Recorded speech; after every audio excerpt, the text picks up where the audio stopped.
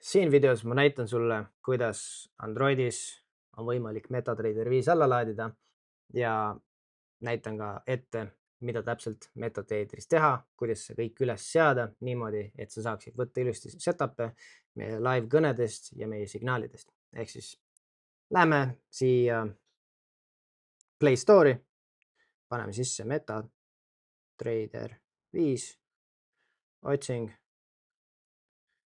ja klikime install.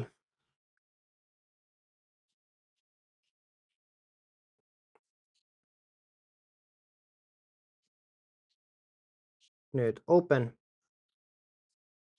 paneme accept, siis me ei taha avada mingit tema kontot ja kohe lähme brokerite juurde, find broker. Ehk siis, kui sa oled ennast registreerinud StarTraderisse, siis pane otsingusse StarTrader.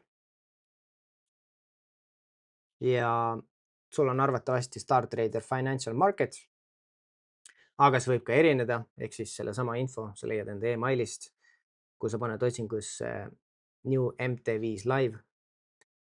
Nii, siis sa valid õige serveri ja serveriks, kuna see on näidisvideo, siis mina valin siin endale demo. Sinul on arvatavasti Live 6 või Live 3 või mis iganes, ehk siis vali endale õige server, siis login, andmed. Kohe otsin oma login andmed üles.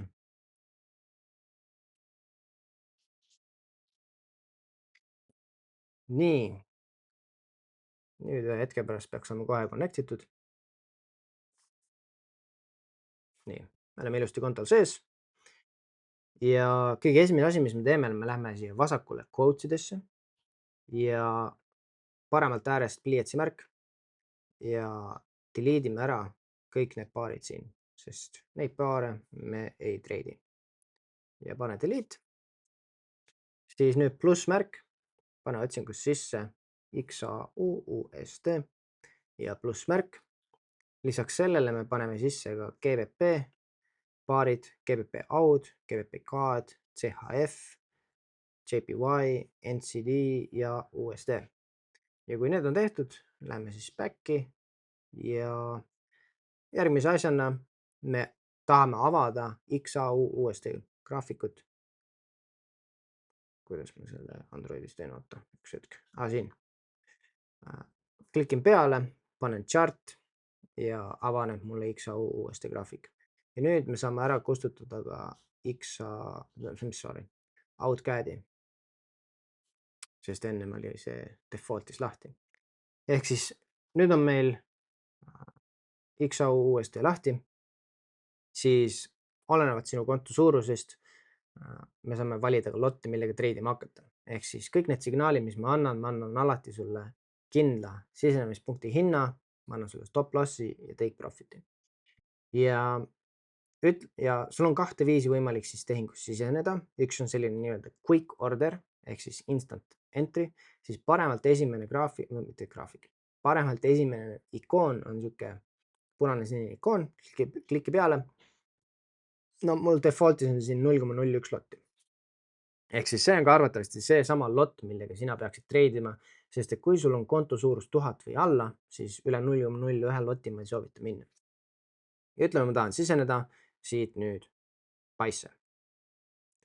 Siis kõigepealt on vaja one click trading aktiveerida, paneme OK. Ja nüüd me saame minna Pice. Nii, me läksime Pice'i sisse, siin on näha, et trade jookseb, nagu sa näed, -20 senti hetkel. Ja nüüd on mul võimalik seda treidi manageerida. Ehk siis näiteks, kui ma klikin oma selle joone peale, kus mul see trade sees on, siis mul on võimalik siin paika panna manuaalselt stop loss. Ütleme, ma tahan panna stop lossi siia vikkida alla. Või ütleme, et näiteks ma olen andnud signaali, et stop loss läheb 4050. No 4050 on meil jämedalt siin. Mul on võimalik näpuga seda liigutada, siis sa näed, et siin on kirjas SL -$5,21 ja see on 521 pointsi. See 521 pointsi tähendab meie keeli 52 pippi, mis on väga tight stop loss, ma ütleks. Ja ütleme, et TP tahan ka paika panna, siis klikin selle TP nupu peale, mul tekib siia graafikule TP koht ja ütleme, tahan võtta siia ülesse, TP paika panna 4061 ja nüüd ma klikin selle all paremal oleva noole peale, ops ja modify ja mul ongi stop loss, take profit paigas ja peale seda mul ei ole enam riski see, et ma laseks ühe hetkega kogemata $50–100 sodi. Minu ainuke risk siin on $5,21. Ja hiljem sul on võimalik seda treidiga manageerida siin selle niimoodi, et sa klikid näiteks TP peale ja tahad liigutada TP-d kõrgemale, on ju, või tahad stop lossi liigutada kaugemale, suurendada nii-öelda riski või vähendada. Et ma päris tihti ütlen ka enda signaalides, et näed, et vii oma stop loss entry'sse, mis see tähendab buy tehingu puhul, ma lohistan selle stop lossi oma entry kohale, ehk siis ma ei riski enam oma kapitaliga, ma riskin siis ainult väikese profitiga, ehk siis kui hind peaks tulema alla tagasi, ta stopib mind ära ja ma võtan siit $1,32 profitit. No hetkel ma ei saa teha, sest hind ei ole veel nii kõrgele läinud, aga ütleme, kui see on tehtud, siis vajutan jälle noole peale, modify ja ongi kõik kogu muusika. Ja kui ma tahan seda treidit tervenisti sulgeda, siis mul on kaks varianti. Ehk siis kas ma vajutan lihtsalt selle buy tehingu peale, panen close buy või ma lähen näiteks oma trade tab'i, mis on all keskmine tab või see ikoon ja siit on mul võimalik close ida seda tervenisti. Ehk siis kõige vasakpoolne ikoon on see, mis selle treidi täiesti ära sulgeb. Mul on võimalik siis siin kõik ära sulgeda või siis hiljem mul on võimalik ka siit manuaalselt manageerida oma neid stop loss'e, take profit'id või siis neid lotte. Ütleme, ma tahan nüüd sulgeda, võtan lossi koju, pumm, tehing on tehtud, loss on koju võetud ja history alt ma tegelikult näen ka kõiki oma neid tehinguid, mis ma siis teinud olen. Et see siin on kõige viimane tehing, mis ma tegin. Et need ülemised on need tehingud, mis ma tegin just eelmise video jaoks. Ja ütleme, kui ma lähen nüüd GBP kaadi ja GBP kaadi me üldiselt kaupleme suurema lotiga, 0,1 lotiga ja ütleme, ma lähen siit nüüd sel tehingus sisse ja siit ma tahan nüüd sulgeda 50% tehingust. Ehk siis näiteks mul on võimalik seda teha siit, libistan jälle, panen selle nüüd paremalt vasakult teise ikooni peale, pliiatsi ikooni peale ja see oli vale koht. Esimene ikoon, siis siit on mul võimalik seda mitte stop lossi, lotti vähendada. Ütleme, ma tahan võtta 50% koju, võtan 0,05 lotti, sulgen. Siis nüüd on näha, et mul on 0,05 lotti alles, ehk siis pool positsioonist võtsin ära. Hetkel siis kahjumiga, eks ole, siin on näha, et võtsin 0,05 lotti 0,1 lotist maha. Ehk siis miks me sihukest asja teeme? Sellepärast, et näiteks kui tehing on jooksnud korralikult profitisse, ütleme, meil on $40 profitit kodus ees ja ma tahan võtta $20 profitit koju ja ma jätan ülejäänud pool tehingust jooksma, potentsiaalselt veel rohkem kasumit koguma. Selle asja nimi on taking partial profits, ehk siis me võtame natuke riski maha, võtame osaliselt kasumit koju ja jätame runnerid jooksma suurema profiti jaoks. Nii, sulgeme nüüd selle täiesti ära. Jep.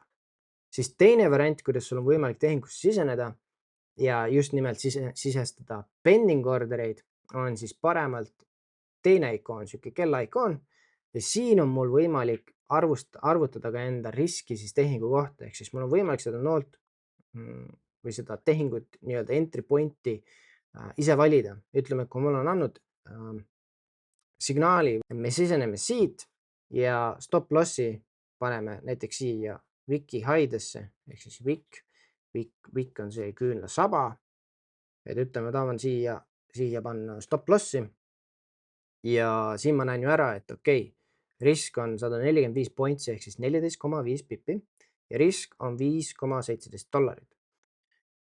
Et selle järgi sul on võimalik arvutada, et okei, kui palju ma riskin reaalselt selle konkreetse tehingu kohta. Samamoodi take profit'it sul on võimalik siin seda lohistada ja näha, et okei, kui palju ma siis reaalselt potentsiaalset profitit siin võin võtta.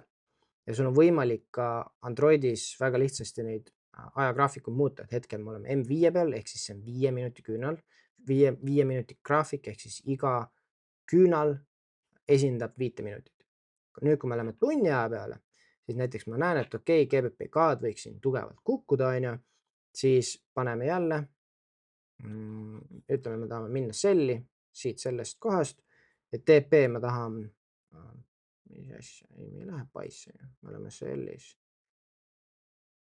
Siin on vale asi, kogemata Androidis läks valesti. Sell limit, et me läheme siia, me tahame panna TP näiteks siia alla, siis ma näen, et okei, ma saaksin teenida $24 profitit selle tehingu pealt ja ma riskin näiteks $7, mis on väga hea risk-reward ratio. Ja kui see mulle sobib, vajutan noole peale ja sell limit, siin on mul võimalik ka lotte suurendada, on ju, et otsustan näiteks, et okei, see on päris hea tehing, panen siit 0,1 lotiga. Ja samamoodi ma siis näen, et okei, nüüd minu treid, ma riskin $15,5 ja ma võtan potentsiaalselt $49, mis on väga hea, see on sisuliselt 1:3 risk-reward ratio. Et selliseid treide peakski ainult tegema, on ju. Nii, hetkel kustutame selle pendingu ära. Ja tegelikult rohkem midagi ei olegi, et ülevalt on siis sul võimalik siin valida manuaalselt graafikuid, mis timeframe, noh, Androidil saad sa peale klikkida ja siit kiiresti switch ida, on ju. Ja see vasakpoolne crosshair'i ikoon, sellega sul on võimalik siis liigutada ja sellega sul on võimalik ka, kui sa klikid peale, siis sul on võimalik näha, et kui palju pippe, pointse on mingi move teinud. Ja rohkem siin ei olegi, et suht lihtne. Kindlasti võib-olla esimese korra jaoks info ülekullus, aga soovitan seesama video läbi töötada, läbi vaadata vähemalt 1-2 korda.